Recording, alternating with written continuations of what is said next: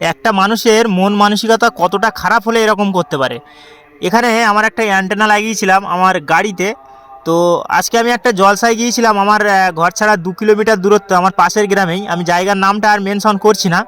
তো জলসাতে যাওয়ার সময় আমার সব কিছু ঠিকঠাক ছিল, এখানে একটা অ্যান্টেনা মতো লাগিয়েছিলাম। তো সেই জিনিসটা মানে জলসা থেকে যখন ঘরে ফিরছি দেখলাম যে এটা খুলে নিয়েছে।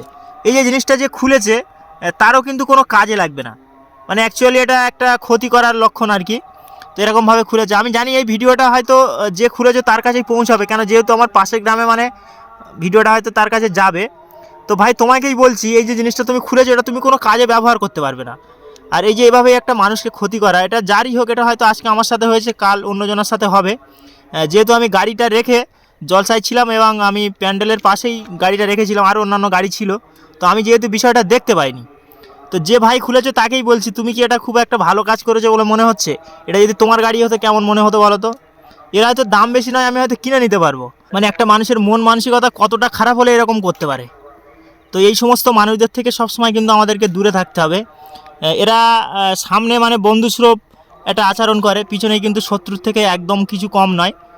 আজ তুমি আমার চোখে ফাঁকি দিয়ে আমাকে যে ক্ষতিটা করেছো, কিন্তু একটা জিনিস মনে রেখো, তুমি আজ আমার চোখে ফাঁকি দিয়েছো, উপরওয়ালার চোখে কিন্তু তুমি ফাঁকি দিতে পারোনি। আর এটা দেখে যতটা মনে হচ্ছে এটা কিন্তু কোনো ছোটদের কাজ নয়, যেহেতু এটা অনেকটা শক্ত, এটা টানতে কিন্তু অনেকটা প্রেসার দিয়েই কিন্তু খুলতে হয়েছে। তো যাই হোক, সবশেষে বিচার কিয়ামতের ময়দানে হবে, সেদিন দেখা যাবে।